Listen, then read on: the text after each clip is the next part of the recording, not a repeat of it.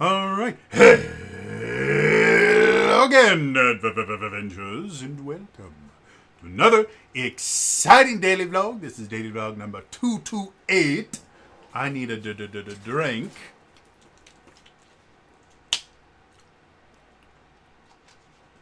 All right. Today, I want to get a little sorceress. Um, I've been playing the new season of Diablo 4. Pretty good. Diablo 4 launched in a really rough state where the first third of the story was really great, and then literally everything else kind of sucked. And they recently did an update to how looting works and just the loot system in general. And now it's actually really fun. And the latest season has kind of an okay, interesting plot that is obviously just setting up the expansion that comes out in October. But it got me to thinking. The character I decided to play for this season first is the Sorcerer. And since we've been doing class stuff recently, I wanted to talk about the Sorcerer because, in my opinion, the Sorcerer is probably one of the most interesting spell classes that currently exist in really any kind of tabletop RPG. And yet, because most game designers just look at it as a way to have a different flavor of wizard, I think it's vastly underutilized. So today we're going to talk about the Sorcerer and the game design challenges behind it. So, first things first, let's talk about where the Sorcerer came from in D&D.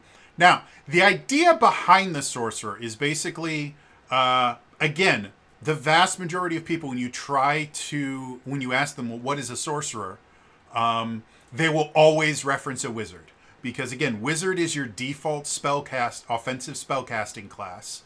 And so, almost always, when people talk about the Sorcerer, they'll go, well, compared to the wizard, who learns all their magic through studying like a nerd, Sorcerer learns all their magic just because it's inside them. They have something inside them that gives them a natural access to magic. And so they have this kind of intrinsic ability to cast spells that other spellcasters simply don't have. And the way mechanically that plays out varies massively. So when it was first introduced, the Sorcerer itself didn't show up until D&D 3rd edition, and it was a base class. It came in the player's handbook. And again, Sorcerer was just different flavor of wizard. What it turned into basically was in base the 3rd edition, as I mentioned in my video on bards, the way that spellcasting used to work all the way up until technically 4th edition, but everything is weird in 4th edition.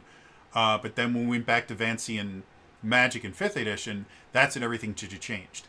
But the way it used to be is you would have a number of spell slots and you would have a number of known spells. And when you prepared spells for the day, you would insert those spells into the spell slots when you were preparing for the day, which meant if you wanted to use a spell more than once in a day, you had to prepare it multiple times. And that meant that the wizard class, having so many different spells available to them, had to rely even more on their massive spellbook, because as they got more spell slots, they had to start making tough decisions of, is it worth preparing this one use of this spell in case I need it, or should I replace that use of this spell with another spell that's just significantly more useful? Like Magic Missile is just almost always useful. Because again, back in 3rd edition, Magic Missile didn't level up by casting at higher levels. It leveled up based on what your caster level was. So even a 1st level Magic Missile could do a lot of damage. And a lot of times when you were playing a wizard, as you got to higher levels, you would prepare first level spells that scaled with your caster level as opposed to the level of this spell. So your first level spell slots were still useful. They were not as useful as your high level spell slots, but they were still useful in some way, shape, or form. The sorcerer, on the other hand, very much like the bard that we've already talked about, they had basically the spellcasting system that everybody uses in 5th edition. You have a number of spell slots, you have a list of known spells. You can basically, when you're casting it, decide to use a spell slot to cast the appropriate level spell, and you do it right at the same time. There's no need to prepare multiple versions of the same spell. It also means that the larger your spell list, the more versatile you are. Because you don't have to pick which specific spells go in each specific spell slot, if you just learn a spell that may only be useful once, every like 3 or 4 sessions, you don't have to guess which session it's going to be useful for. You just know that spell. Because of that, sorcerers, first of all, don't have a way to learn extra spells. They only learn spells when they level up. And their spell list is truncated. The sorcerer is, the wizard had a lot of utility-based spells. The sorcerer really didn't. They were almost exclusively combat spells. And in addition to that, while sorcerers got a few more spells per day than wizards did, they learned their spells at a slower rate. So wizards, the same level wizard and sorcerer, wizards would have access to higher level spell slots at certain points while you were leveling up than the sorcerer would. So that's how they balanced it out. But it was basically the way that they tried to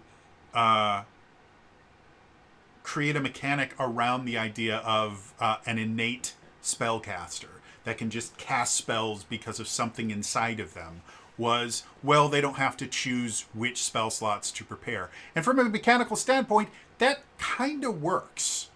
However, to me, it's solving a problem that they created.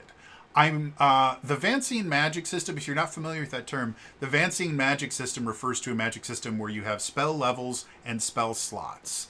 It's based on a book series that I can't remember the author or anything about it, but I know it's called Vancian.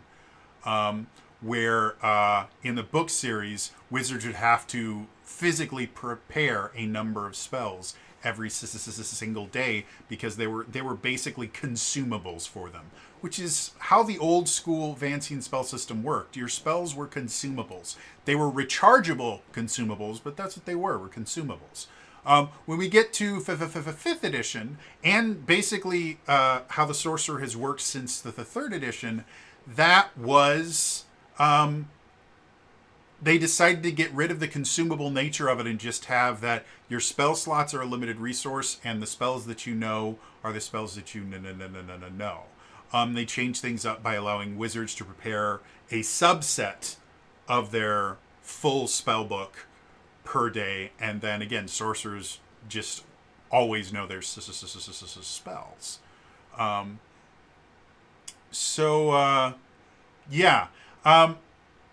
The 3rd edition sorcerer, again, at low levels, tended to be a little bit more fun to play than the wizard.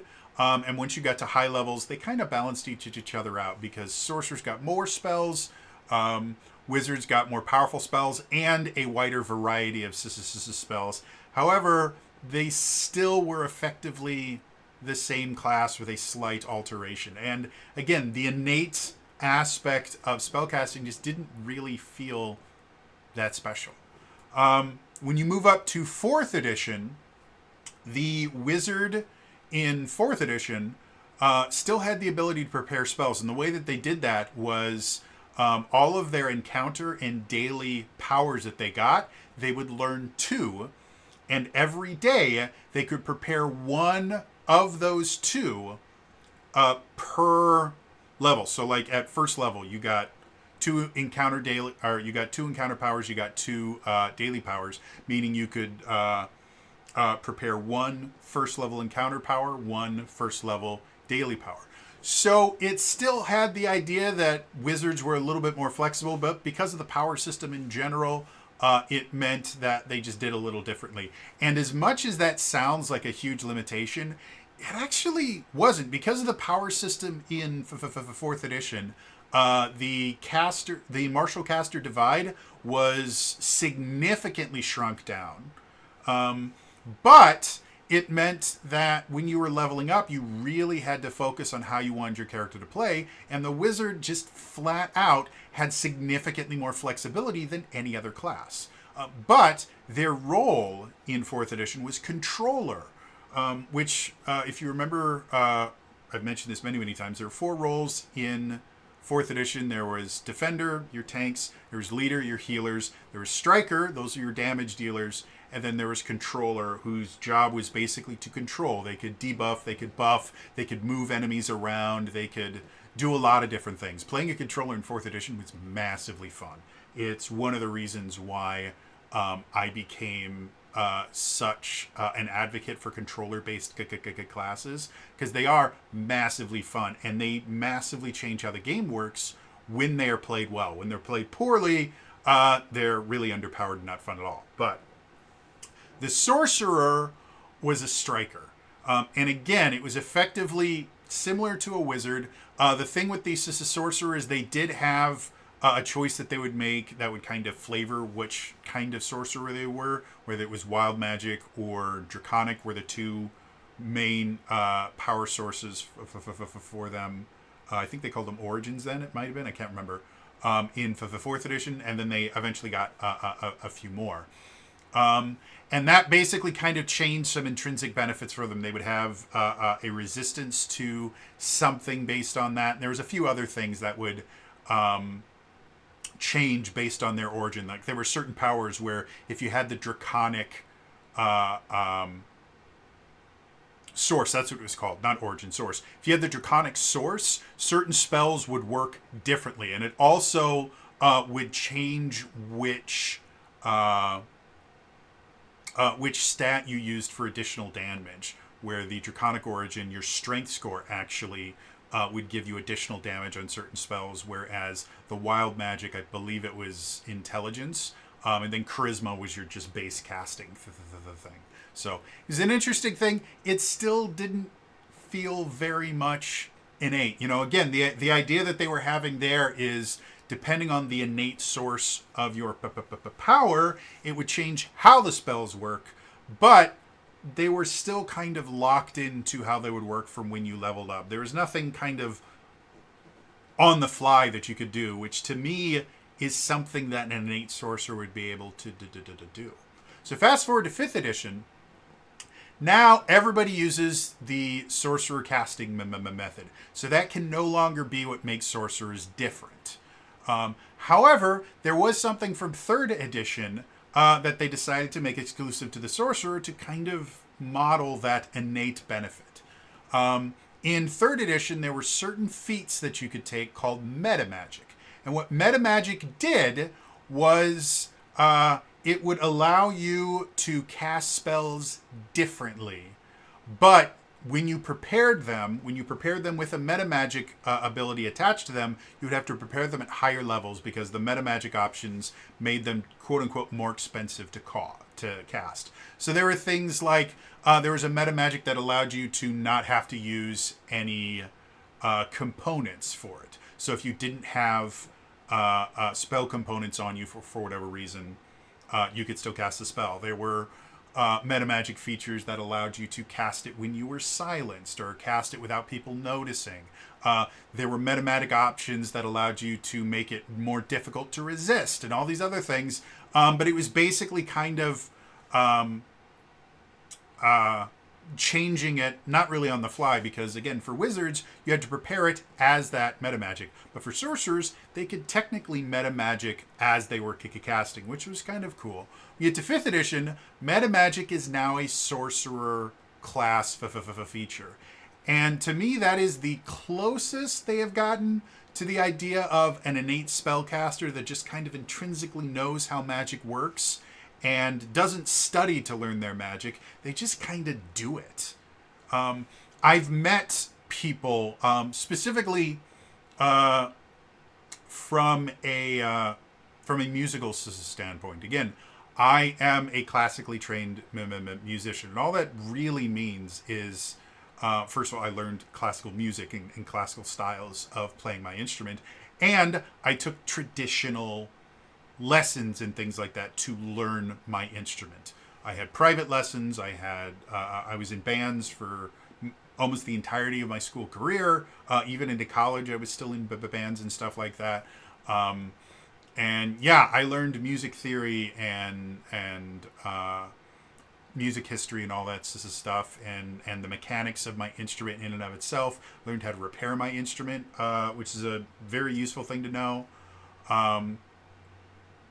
I even was close to learning how to cut my own reeds at one point, because that's the true mark of a woodwind nerd, is when they stop buying reeds and they start cutting their own reeds, because that does take a lot of skill to do. Well, it takes a lot of skill to make a reed that's worth something. It's not very difficult to just cut a reed, but one that will actually give you the sound and timbre and everything that you want. However, throughout my career, I knew a lot of people that were kind of intrinsic players. They didn't really study, they just knew how to play, and they learned through just experimenting and doing it themselves. And what that turns into is a very different kind of play style. I knew one person, they were actually a professional vocalist, could not read music, had never learned to read music in the entirety of their 40-year-long career. They just never learned how to do it. They just intrinsically, innately understood music, understood how to use their voice, and when they would approach a song, they would approach it extremely differently from how I approach a song. So the idea of an innate spellcaster compared to effectively a classically trained spellcaster, I don't think the meta magic in and of itself is enough to really, from a mechanical standpoint, kind of explain the difference. And again, people still kind of compare sorcerers to wizards. Though, again, the 5th edition flavor of the Sorcerer is probably the easiest one to explain without mentioning the wizard. All the rest of them, they always refer to the wizard when they're explaining it. The sorcerer, you can go, well, it's kind of like a wizard. People will still mention wizard, but they don't really talk about that. They go, but they have meta magic. They can actually kind of modify the spell as they cast it. And in order to do that, they use sorcery points, which I think is a viable way to manage the ability to just modify your spells on the fly. But it still just feels like a wizard without a spell book. And when you play a sorcerer, especially since they've added in feats, I think it was in either Xanathar's or Tasha's, I can't remember, it's probably Tasha's. They added in a feat that anyone can get meta magic points and learn meta magic skills. They don't have as many meta magic points as the sorcerer, but they took kind of the uniqueness of the sorcerer and just got rid of it by making a feat that gives anyone those abilities. So yeah, overall, and then when you look at sorcerers in other tabletop RPGs, unless they are actively trying to mimic Dungeons and Dragons, the idea of a sorcerer generally doesn't show up a whole lot. If you do have a character class called a sorcerer, they're probably their version of a wizard. And as far as having 2 arcane-based spellcasters, that the difference is one has to study to become a spellcaster and the other one just kind of knows how to do it innately, doesn't show up a ton outside of things that are trying to replicate the D&D feeling. So the idea of innate spellcaster, a lot of times, like in books and stuff like that, you will see the idea of an innate spellcaster versus a trained spellcaster show up a lot. One of my favorite fantasy series, probably I would say my favorite fantasy series of all time, is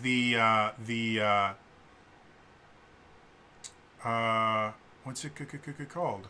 I just think of the Rift Wars saga. It's a book series written by Raymond D. Feist, who is a brilliant author. And the first book is called Magician. And it was eventually split into two books, Magician Apprentice and Magician Master, because it was a beast of a book. It's like an 800 or 900 page novel. So they split it up into two, like 400 or 500 page novels. But the story of Medchemia, that's what it's called, the Medchemia books, because that's the world, the main world that it takes place on. The world of Medchemia, all magic is effectively kind of like Vancian magic, but as opposed to having spell slots, it's all very mechanical. You prepare the various components, and then you cast the spell through a combination of verbal components, somatic components, and physical components, and so or material components. And so magic is on Medchemia is very focused on preparation. Spellcasters have to spend a lot of time setting everything up before they can cast their spells. And if you catch a Medchemian spellcaster off guard, they're really not that more dangerous than someone that knows how to use a stick. And because of that, a lot of Medchemian spellcasters do learn to use things like staves and other things like that to defend themselves in case they don't have a spell prepared. Pug, who is the main character technically of the entire series, but it does focus on other characters as the series goes on, is an orphan. He grows up in this castle, and he's basically a servant, but becomes friends with the Duke's son, and they become very close, and he effectively becomes almost kind of adopted into the family. But eventually they find out that he has a gift for magic. That's another thing, is you have to have an innate ability to cast magic, but it's still very much preparation. And he starts learning a little bit of magic, but then this war starts with these people that come from another planet, and they use portals to get to Medchemia. The other planet is called Kelowen, and Pug gets captured and turned into a slave on this other planet. And while he's there, they eventually find out that he's what they call a lower path magician, that prepared magic. But on Kelowen, their understanding of magic is significantly more evolved. I can't think of the word. They've studied magic a lot more. And so they have what are called higher path magicians, which are magicians that have this ability to cast spells innately. They don't have to prepare things. They can just kind of feel the mana in the air and cast spells. It still requires training and work, but it has that innate ability. And that kind of explanation, I've always really enjoyed that idea of a prepared magic versus an innate magic. The reason it's called the higher path is they tend to be significantly more powerful because they don't need any prep work. But what eventually happens is a lot of the lower path magicians from Kelowen, after discovering that there's this new power, start to understand the limitations of higher path magic, and you start understanding that the lower path magic does have some benefits that the higher path doesn't. The big drawback is you must prepare. So, when you're talking about innate spellcasting style things, look at Harry Potter. You have people like Hermione, who is a traditional wizard. She studies and learns everything. And you have people like Harry, who's just innate. He understands magic. He understands how to cast the spells, and he just does it. that happens a lot, but they don't consider them different wizards. Like, Harry's not a sorcerer. He's just an innate spellcaster, just like an innate musician. So when we, getting back to tabletop RPGs, and I'm going to take a drink. Getting back to tabletop RPGs, if you want to create a differentiation between your prepared spellcasting style or your kind of classically trained musician or classically trained wizards versus your innate spellcasters, which we will call a sorcerer, I think there's a bunch of different things that you can do that, from a game design perspective, would allow for more differences that actually make them feel like you're playing different classes. Anyone that's played a wizard and a sorcerer in D&D 5th edition will tell you, yeah, they feel really similar. If you're not using your meta magic, which again, wizards, because depending on how many things of combat that you deal with, you may not be using your, especially at lower levels, you're probably not using your meta magic options a ton, because there's a lot of spells that you have to cast. You just don't have the resources to do it constantly. And even when you are, it really doesn't change that much. Like, the most common thing to see with a sorcerer is they will quicken spell, meaning they can take a spell that normally takes an action, cast as a bonus action. They will quicken spell their first spell, and then they will also cast a cantrip with their action. And that is the most common thing to see a sorcerer do. And that's not that different from a wizard. It still feels very, very similar. It's just when you're meta magicking. And quite a few of the meta magic options don't actually change how the spell is cast. They change what things can stop it from working very well. Things like you can give enemies disadvantage on their saving throw.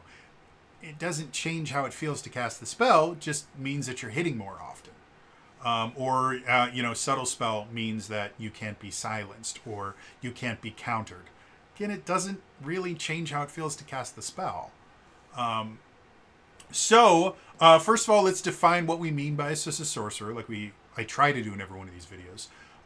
In this particular instance, a sorcerer, as I describe it, is going to be an arcane-based spellcaster that gets their abilities from some innate source inside them. And that's really it. And we're going to modify this, and that is shown in the way that they cast their spells. Because again, if all of it means is that you don't have to go to school to be able to cast spells, but you're still casting the exact same spells the exact same way, then just call it a different flavor of wizard. You don't need an entirely separate class to just kind of explain how this one, from a lore perspective, works differently, but from a mechanic perspective works the exact same way. Make it a subclass. And that's one thing that 5th edition did really, really well, was the idea that if it didn't massively change how you play the character, you don't turn it into its own class. So that's what we're talking about when we're talking about a sorcerer. So if we are building a sorcerer for a tabletop RPG, and we already have a magic system, because again, 9 times out of 10, if you're making a sorcerer, it's because you already have a wizard and you want a different way to cast spells. If you just want someone that can cast spells, your kind of generic wizard, you can, again, just flavor it as, well, it's innate. So we already have a spell system built into the game by this point. Now we need a way to access it differently. Again, in 4th edition, one of the things they did to make sorcerers different is they actually had their own spell list. Sorcerer powers were not just wizard powers that you could use differently. Sorcerers had their own list of powers. So that is one way that you can very simply make the sorcerer play differently than the wizard, is just they have their own list of spells, and those spells in and of themselves work differently than wizard spells. And that's probably by far the easiest way to create a different flavor of spellcaster, is just give them different kinds of spells. And then you have complete control over what the sorcerer can and can't do, because you have to create a spell to do it. Now, again, having a different spell list is cool, but from a game design perspective of we don't make a new class unless it fundamentally changes how the character is played. In what we're describing there, the wizard and the sorcerer are still mechanically going to play the exact same way. The difference is going to be in the effects that they can give. And in that particular instance, I would say turn that into a subclass, or something that I really, really loved from second edition was they had these things called class kits, which basically you would take the class and the class kit would replace certain abilities and change certain things, but it still used the base class. So it's kind of like a subclass, but unlike like the 5th edition version of a subclass where the base class skills are always the same and then the subclass just gives you a few extra ones, this one actually would take away some class skills from the base class and replace them. Or sometimes it would just straight up take away a skill because you were getting a more powerful skill, and so multiple things would have to be taken away to kind of balance it out. So that would be a perfectly fine way to deal with a sorcerer, just as a different spell list. What I think is even more interesting is coming up with a different way to cast the spells, allow them to actually play differently. And I've been kicking around this idea for a little while. The idea of an innate spellcaster not really casting spells, but kind of having access to a bunch of different spell effects that they can kind of mix and match to turn into a spell. So my very basic idea for this, which again would require a lot of playtesting and experimentation to turn it into something viable, but you would basically have, in my mind, 3 pieces of this spell. One of the pieces would be targets. Is this a single target? Is this a multi-target? The shape of the spell. You could very easily just call it the shape of the spell. And so the shape of the spell would kind of decide what targets it would hit. For balance reasons, I think the shape of the spell should also be tied to how much damage it does. The reason I say this is if damage is a completely separate piece, then area spells, or spells that affect multiple targets, are always going to be more powerful than single targets spells. Simply because, again, you can do the same amount of damage just to multiple people, so you are inherently just increasing the damage. That would mean no one would ever use single target spells in this kind of a system. So something about the shape also has to define how much damage it does. Either single target spells have a modifier to them that makes them do more damage, or single target shapes have a modifier to them that lets them do more damage, or multi-target, or the ability to multi-target shapes has something that reduces the amount of damage it does. Like multi-target ones, whatever the damage is, you cut it in half when you attack it, whereas a single target, or on the other route, a single target, you can do double the amount of damage. Something like that. Very, very simple, very very easy to understand, and something that is simple enough to balance. And what I mean by that is if you notice that the multi-target ones just aren't doing enough damage to justify it, well, then you simply change the formula. Increase the amount of damage, put a limit to how much it splits, so that, maybe if it only hits 2 targets, then it cuts it in half, but it does the 3 targets, it actually has a little bit more damage or something like that. Like, there's a bunch of different things that you can control on that. Or simply make the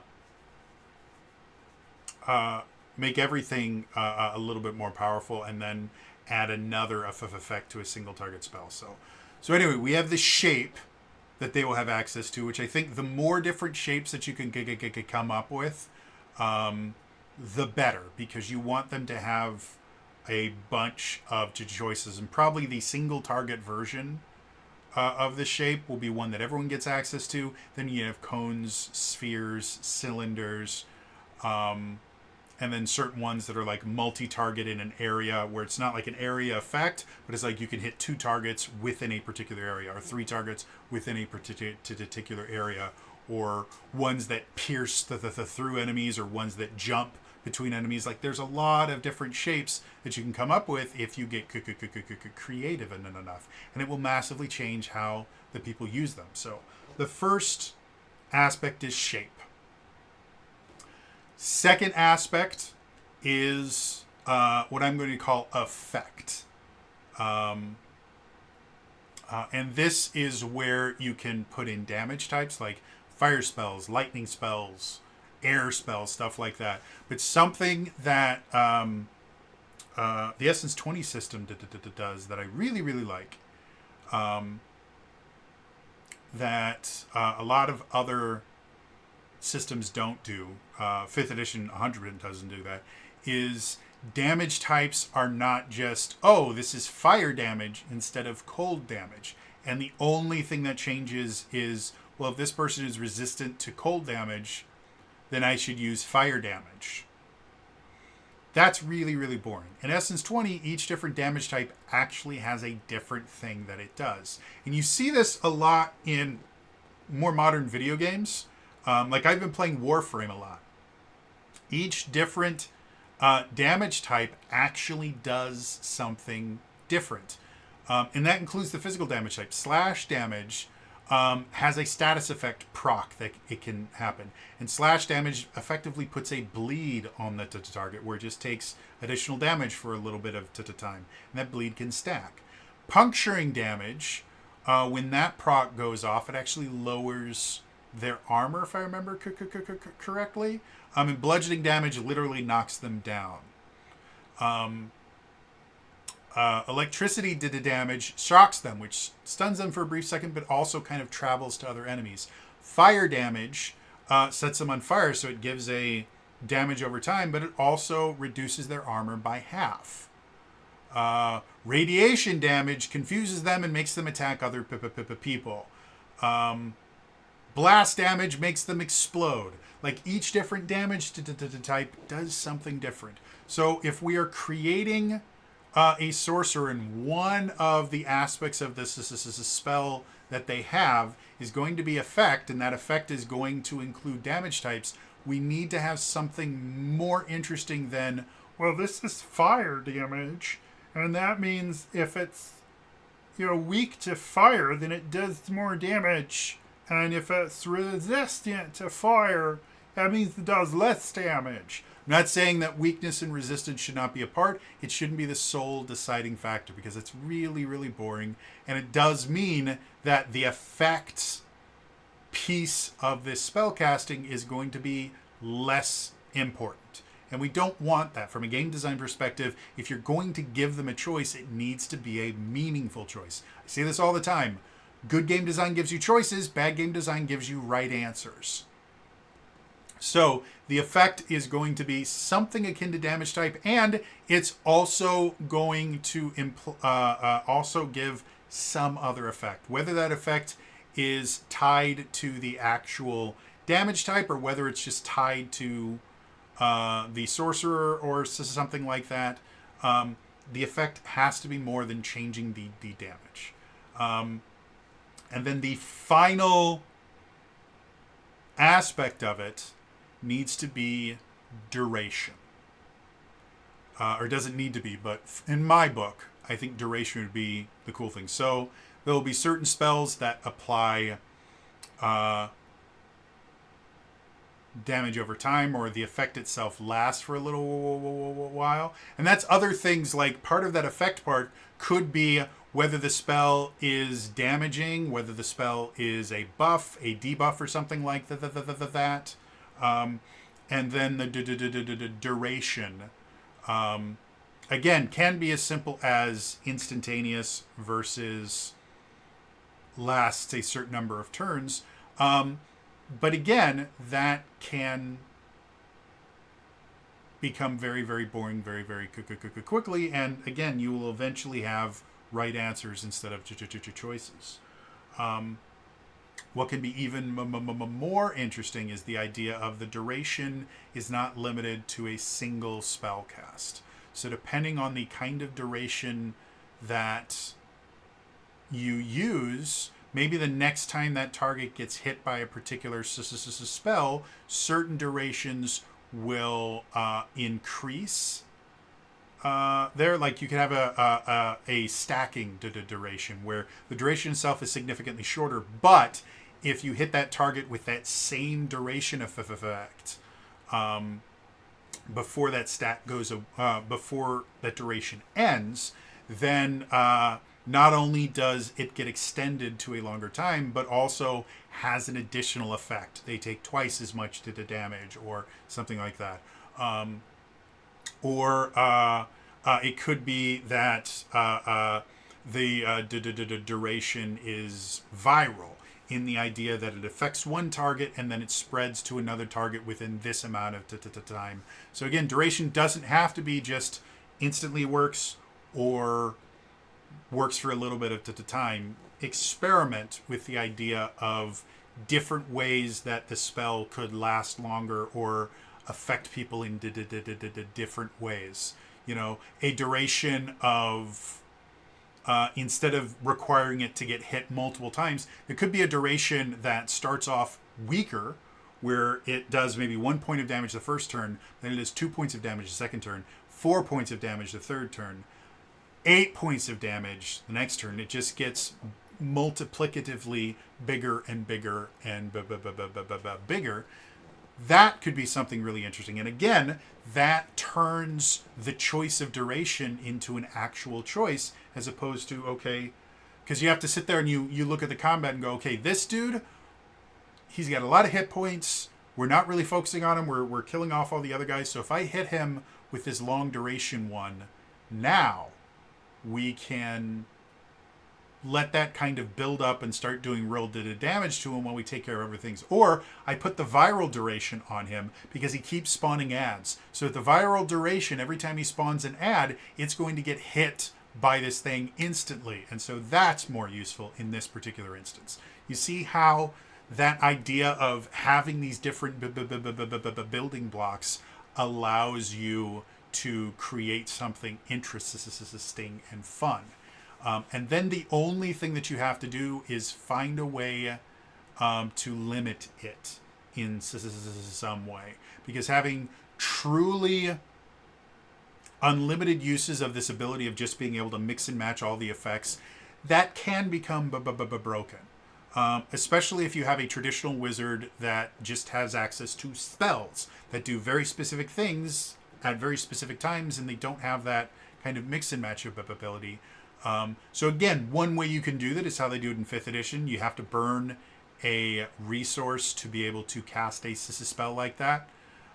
If we're going to say that the sorcerer only casts spells that way, we could make it so that in order to change the spell, you burn a limited resource. And maybe you have a few stored spells that you just intrinsically know that you have ones that are pre-built and that you built yourself, but they're still pre-built. And then if you want to use one that's not one of your pre-built spells that you built on your last short rest or long rest or whatever, then you have to use this limited resource. And yeah, so overall, I think that to me feels much more akin to the innate musicians that I've had a chance to work with. Like, that's kind of how their mind works, is once they learn a technique, they kind of put it into their toolbox, and they bring it out when they think it's going to be the most useful. So yeah, like I said, that particular system in and of itself needs a lot of work. I described it extremely vague right now because I have not put the time and effort into it to come up with a way that would be a viable system. Whether we tried to implement in D&D or any other system, that would be the other big thing, is in order for a system like this to work, you actually have to customize it and custom build it for the system that you're using. You can't create like a generic, like the Vancian magic system you can put in just about any tabletop RPG and kind of build the game around it. A system like this would need to be able to interact with the other systems built into your tabletop RPG in order to be in any way, shape, or form viable. But I think that would be a really fun character to play. And the one thing you would have to do is, if you are going to create a sorcerer like that, then, and you're still going to have a wizard, then 100% your wizard needs to have something that makes their spells feel useful.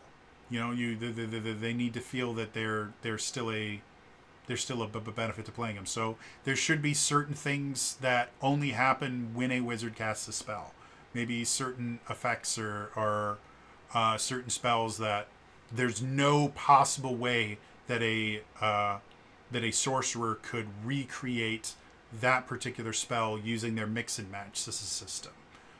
Because then, again, that gives you choices instead of right answers. If anything a wizard can do, a sorcerer can do, but doesn't need the prep work or anything, can just do it on the fly, then there's really no reason to ever play a wizard. So that's the other big issue with a class like this, is if that's your only spellcaster, great.